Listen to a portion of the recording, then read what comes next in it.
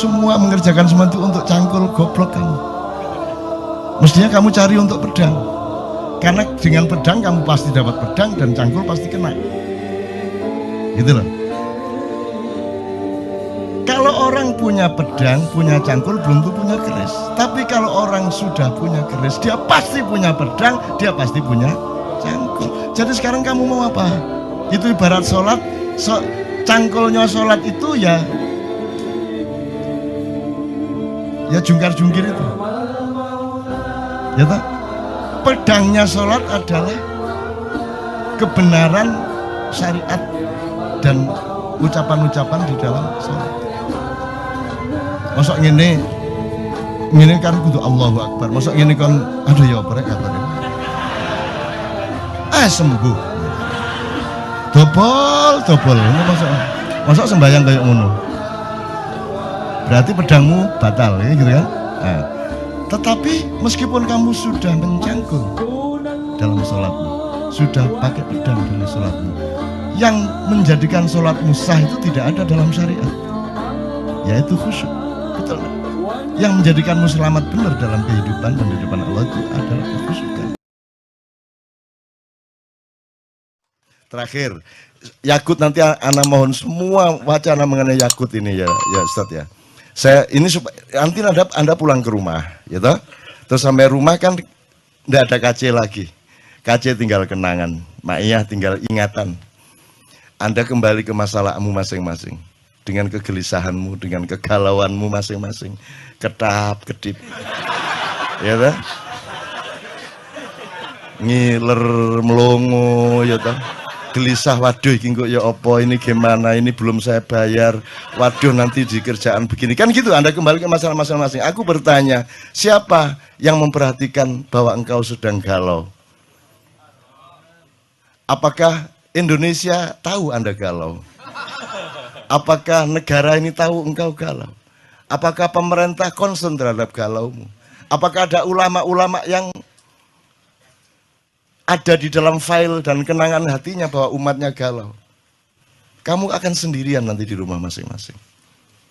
Maka kamu harus punya sahabat sejati dalam hidupmu, sehingga dimanapun engkau berada dalam keadaan apapun saja, engkau memiliki teman. Dan siapakah temanmu yang sejati itu? Maka handphone. Iya, enggak apa-apa. Bagus juga. Karena kalau handphone juga terus terpaksa digadekno, ya kan? Tak kasih saran mudo kon ndek kamar iki. Mudo kok delok dhewe raimu. Kok selentik sabar le. Terus ngilu kok jundu dhewe ala dapurmu gitu ya. Gitu. Oke, saya ingin mengatakan begini. Tolong kembali ke hidupmu yang sejati. Kemanapun engkau pergi, kamu harus selalu memiliki kesadaran untuk berpijak kepada yang sejati. Yang sejati itu gampang. Saya kasih 3 idiom. 1 cangkul, 2 pedang, 3 keris. Jangan dilihat kerisnya sebagai benda, jangan dilihat pedangnya sebagai benda, jangan dilihat cangkulnya sebagai benda, tapi sebagai pemahaman dan kesadaran. Kalau cangkul itu fungsi apa, Dek? Ya masuk pacul kayak motong rambut kan itu ya. Maksud saya dia berfungsi apa? Berfungsi ekonomi. Makanya menteri pun kalau pergi ke kantor dia bilang sama teman, sebentar aku mau nyangkul kan gitu. Jadi cangkul sebagai pemahaman mengenai fungsi ekonomi. 1 ekonomi. Dan ini kan yang terutama di Indonesia kan. Kenapa orang Indonesia tidak ada yang hebat beneran kecuali yang jenius dari Allah langsung? Karena orang Indonesia itu bisa apa saja, ya bisa apa saja, tapi cita-citanya salah. Kalau orang Barat lumayan, bisanya cuma 1 hal, tapi mereka tidak punya kemungkinan, maka mereka bersungguh-sungguh dalam 1 hal itu, sehingga banyak ekspor master di hal-hal yang mereka konsentrasi. Kini sembarang iso. Tapi kan sing serius dan salah tujuan. Salah cita-citanya apa? Kita itu inginnya kaya, kan gitu. Orang Barat inginnya bahagia. Ini menurut Rawahu Sabrang. Ini saya diceramai Sabrang. Saya diceramai Sabrang tadi malam. Jadi anak saya adalah guru saya dan itu nyata. Kan dulu saya bikin struktur ini Ustaz. Jadi kenapa Islam, Sabrang juga nih yang ngomong, kenapa Islam pada abad 8 tidak bisa populer, tidak diterima? Karena yang membawa adalah pedagang. Nah pedagang itu kastanya paling rendah, gitu kan.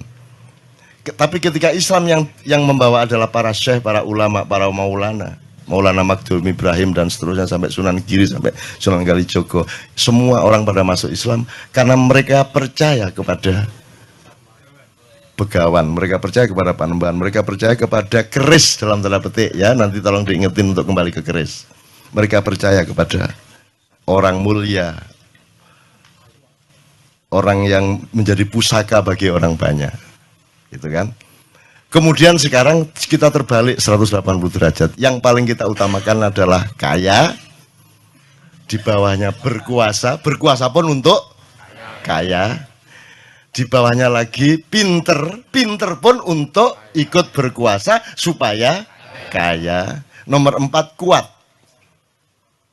Kuat itu punya kekuatan, punya akses, punya kesaktian, punya apa. Itu pun untuk supaya dia ikut berkuasa, supaya kaya lagi. Jadi cita-cita kaya. Terus terkenal. Populer. Populer kan nyata bahwa populer itu menerobos seluruh kriteria-kriteria kualitas hidup. Sehingga seorang artis seksi itu bisa mencalonkan diri jadi wakil bupati. Jadi tidak ada rasionalitas dan alur nalarnya sama sekali secara politik dan kualitas demokrasi. Pokoknya terkenal di koran, dia bisa nyalonin diri jadi pejabat. Kan ngono. Caleg-caleg anggota DPR kita banyak yang melewati jalur Malang tadi itu. Itu ya. Karena kita sudah terbalik sama sekali, teman-teman sekalian. Nah, dalam keadaan seperti ini Anda tidak mungkin merubah keadaan. Maka kita harus menciptakan manusia baru. Nah manusia baru ini saya kasih idiom tadi, keris, pedang, cangkul. Cangkul udah kita tahu, fungsi ekonomi. Kalau pedang itu kekuatan dan kekuasaan, otoritas, regulasi. Ya, kalau tidak pegang pedang, Anda tidak bisa membuat undang-undang dan aturan. Yang boleh bikin undang-undang adalah orang yang sudah dapat pedang dari pilkada atau dari pilpres atau dari pileg. Kan gitu kan? Jadi pedang itu fungsi kekuasaan dan otoritas politik. Kalau keris, kewibawaan, kepribadian, kasepuan, pusaka. Sekarang aku tanya kepadamu, kamu kuliah? Sudah selesai? Sudah selesai? Oke. Kamu kuliah itu untuk cangkul, apa untuk pedang, apa untuk keris? Dah, isi kita ini, bukan mulai.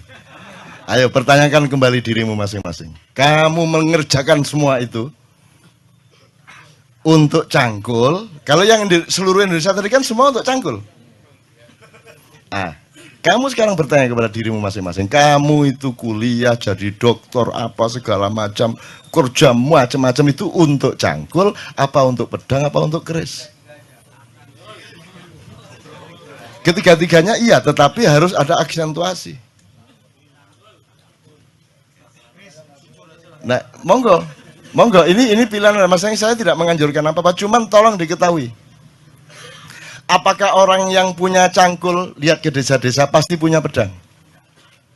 Belum tentu punya pedang. Tapi Anda lihat, semua orang yang punya pedang, pasti punya cangkul. Benar nggak? Jadi kalau kamu semua mengerjakan semua itu untuk cangkul, goblok kamu. Mestinya kamu cari untuk pedang. Karena dengan pedang, kamu pasti dapat pedang, dan cangkul pasti kena.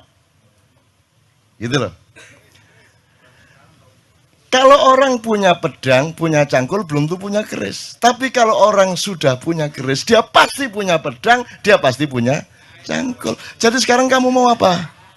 Kalau kamu cari keris, cari pusaka hidup, cari kepribadian hidup, cari integritas kata orang sekarang, ya, yang beneran gitu ya, maka otomatis kamu punya pedang, otomatis kamu punya cangkul.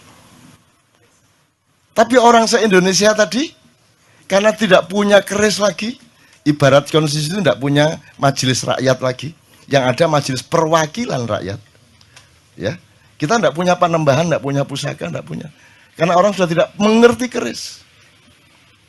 Itu ibarat sholat, cangkulnya sholat itu ya jungkar-jungkir itu. Ya toh? Pedangnya sholat adalah kebenaran syariat dan ucapan-ucapan di dalam sholat. Masuk ngene kan kudu Allahu Akbar. Masuk ngene kan aduh ya apa rek kabar rek. Sembuh. Dobol. Ini masuk sembahyang kayak ngono. Berarti pedangmu batal gitu kan? Tetapi meskipun kamu sudah mencangkul dalam sholatmu, sudah pakai pedang dalam sholatmu, yang menjadikan sholatmu sah itu tidak ada dalam syariat, yaitu khusyuk. Betul enggak? Yang menjadikanmu selamat benar dalam kehidupan dan di depan Allah itu adalah kekhusyukan. Sebab kekhusyukan itu syaratnya adalah Anda fokus sama Allah, Anda ingat benar kepada Allah, Anda betul-betul berhadapan dengan Allah. Sekarang kamu coba bayangin kamu yang jadi Allah. Kamu bayangin ya, kamu jadi Allah, terus ada anak orang-orang sholat, kisungnya bener Allahu Akbar harus bener kan. Tapi hatinya ndak ke Allah. Kamu terima nggak itu sholatnya? Saya nggak mengatakan Allah ndak menerima loh ya. Saya ndak bilang Allah ndak menerima, terserah dia. Cuman kamu bayangkan upamanya kamu itu Allah, terus kalau sembahyang ngenangin itu gatel kan itu, mari ngene kan ya nyolong kan gitu ya. Diterima ndak kalau nggak khusyuk? Kamu nggak nerima kan? Kamu jangan berdebat, tapi ini Allah pasti nggak bisa kamu. Nggak ada orang bisa memastikan Allah nerima nggak nerima. Nggak usah berdebat ini doanya sampai apa tidak. Lo doa sing sampai sing endi? Nggak usah diperdebatkan, bodoh gak ruwe kok. Jangan berdebat mengenai doa sampai atau tidak, jangan berdebat mengenai Allah menerima atau tidak, jangan berdebat mengenai masuk surga atau masuk neraka. Kon iku besane Gusti Allah ta ya apa? Kapan besanane resepsi ini di gedung apa kon? Bagaimana kamu bisa menentukan seseorang pasti masuk surga atau pasti masuk neraka, seseorang pasti diterima Allah atau tidak? Bahwa kita yakin, iya. Itulah yang namanya puncak iman. Tetapi kalau kamu disuruh menyatakan bahwa kamu diterima Allah, kamu tidak berani tanda tangan. Itu cuma keyakinan saya kok. Dan keyakinan kan tidak bisa diapa-apain. Dan itu juga tetap tidak bisa Anda bawa keluar, itu hanya ada di dalam dirimu. Jadi misalnya sekarang gini, Hendra, siapa Allahmu? Siapa Tuhanmu? Allah. Siapa Nabimu? Muhammad. Ya, kalau teman-teman agama lain punya struktur sendiri gitu ya. Siapa presidenmu?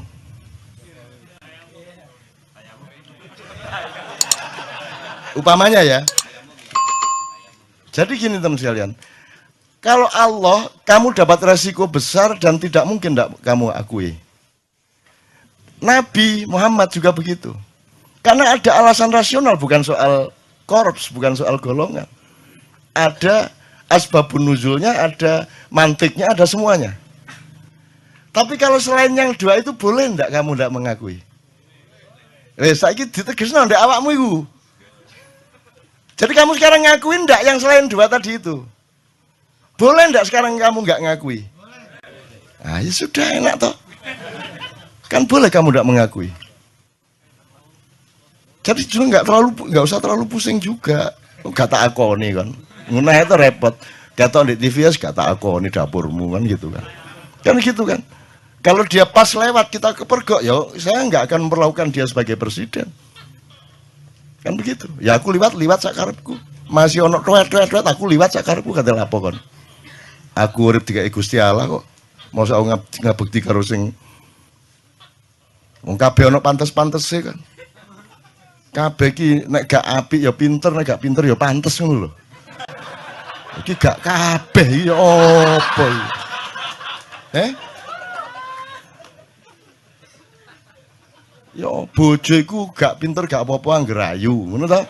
Gak ayu gak apa-apa angger ngabekti kan. Iki gak kabeh.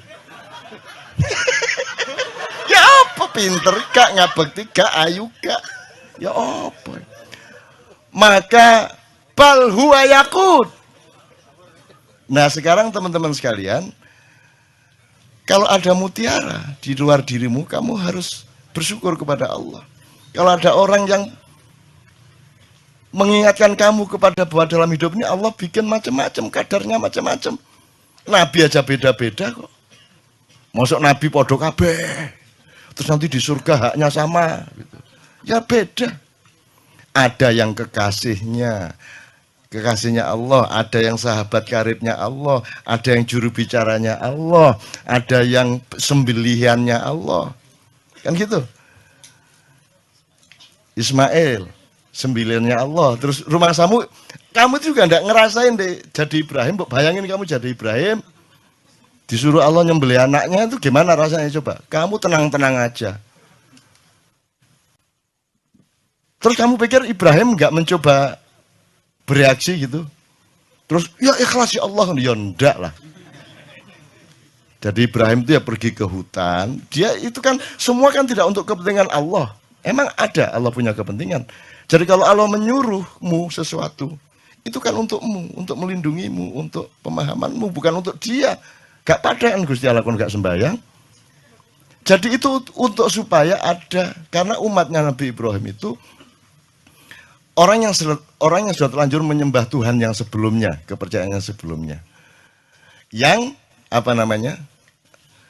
tradisi-tradisinya berbeda dengan yang ditawarkan oleh Nabi Ibrahim. Nah, untuk merubah tradisi dan meyakinkan mereka kepada tradisi baru itu harus ada praktek ikhlas membunuh anak itu. Jadi Nabi Ibrahim yo gak kuat rek, matane ngaplok arek gak kuat ya. Dadi dhek nang alas, naik gunung sama Ismail sama bawa kambing. Itu nanti wis melayu. Akhirnya dia sembelih kambingnya, terus dia turun membawa kambing. Ini loh kalau Allahku katanya, kata Ibrahim kepada Umar, ini loh kalau Allahku menyuruh sesuatu itu bukan karena kejam kepada kita, bukan karena minta ditaati. Sesungguhnya semua perintahnya karena sayang kepada kita. Aku disuruh menyembelih anakku, tetapi buktinya anakku tidak tersembelih, kambing malah dikasih oleh Allah. Ngono, kerja itu kolusi antara Allah sama Ibrahim. Terus tenang aja ta. Kamu nanti saya bukain macam-macam bantah semua nanti kamu. Mosok cak lu, kamu pikir Rasulullah aja manusia biasa kan? Semua itu kan enggak kok terus semua itu sudah hebat sejak awal ya enggak. Nabi Nuh aja istrinya dia enggak bisa dakwahi kok. Anaknya Nabi Nuh sendiri kafir kok. Kamu bisa bayangkan kalau seorang nabi istrinya sendiri tidak ikut suaminya, anak itu kan bayangin rumah tangganya bagaimana. Bayangin masyarakatnya bagaimana. Sekarang kita ini anak kita satu nakal aja udah pusing enggak karu-karuan kok. Bayangin ada nabi, rasul lagi yang istrinya tidak taat, anaknya tidak taat. Kamu bisa bayangin keluarga ini gak sakinah toh. Gitu loh. Jadi kamu juga jangan terlalu pusing karena Allah itu sudah kasih jurisprudensi apa saja ada. Kalau kamu mengalami kesulitan apa-apa tinggal cari jurisprudensi apa. Wah ini cocok iki Nabi Yunus iki Nabi Yunus iki cocok. Kalau kamu mengacu kepada contoh-contoh kejadian yang sudah Allah paparkan, kalau kamu menemukan itu selesai. Kamu akan mentertawakan dirimu ngene kok galau gak masalah. Gitu. Ini buahnya kalau saya buka Anda bingung nanti. Buahnya Rasulullah, misalnya Rasulullah pernah mengganjal perutnya dengan batu supaya tidak lapar. Kalau orang tidak mikir ya Aisyah ganjal batu tagak. Orang tidak pernah mikir tak?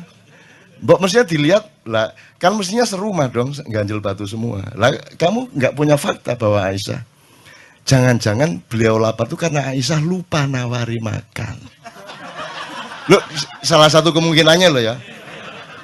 Ya. Mungkin Aisyah pas kurang care. Lah Rasulullah kan mau bilang, Aisyah saya belum makan, enggak berani dia.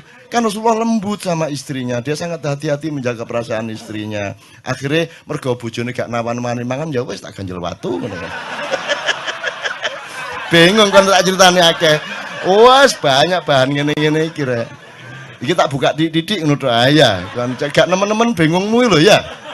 Ya teman-teman sekalian ya mohon maaf nih Ustadz kalau anak agak yang enggak dikit-dikit gitu. Ini bukan tujuannya bukan mau mengkritik Muhammad, mengkritik Ibrahim dan sebagainya. Tujuannya supaya Anda mengetahui betapa banyak paradoks dalam hidup yang Allah sengaja menciptakan dalam hidupmu.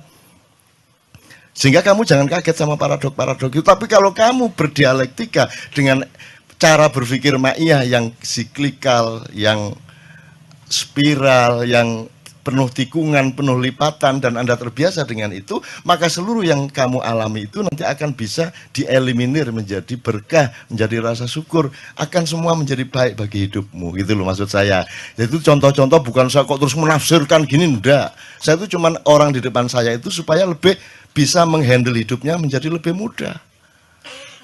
Karena Allah itu kan unik tuh. Inna ma'al usri yusro gitu kan. Nek arek Malang kan ini langgi sampean niku lho. Kan bersamaan dengan kesulitan sudah aku sediakan kemudahan. Langgi sampean kok repot-repot, mbok wis langsung kemudahan apa sih? Ana sing nakal ngono ya apa? Semua orang di Indonesia kalau pidato syukur kepada Allah yang telah memberi kesehatan kita hari ini dan tidak lupa kepada junjungan Nabi besar Muhammad SAW yang telah membawa kita dari kegelapan menuju cahaya. Itu sono sing nakal. Gusti Allah ya repot-repot mbok wis langsung cahaya opo sih dadak kegelapan barang gitu loh.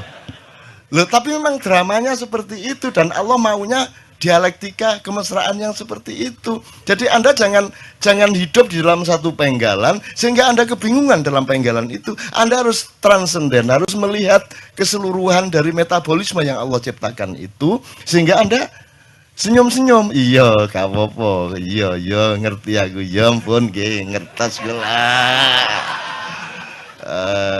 Ngertas gula. Nah, makanya kan kata rahasia, Ustaz ya, tolong dalam tasawuf, kata rahasia itu kan sangat mesra. Kalau sudah Allah ngomong sirrun, asrarun gitu ya, itu kan salah satu kemesraan itu karena kita punya rahasia, punya ketidaktahuan, punya kesulitan, punya kebingungan. Kalau kita nggak punya kesulitan, nggak enak. Makanya ya saya doakan Anda penuh kesulitan hidup Anda. Oke teman sekalian, alhamdulillah, pokoknya pulang dari sini ingat ya, kamu harus masing-masing sendiri dan kamu harus menemukan, oh enggak masalah saya cari keris kok. Saya cari keris. Dan pasti pedangnya dapat, pasti cangkulnya dapat. Percaya itu. Percaya. Kamu kalau enggak percaya itu ya dapat. Acul gak bisa macul. Menurut dia, pemerintahmu iso macul gak?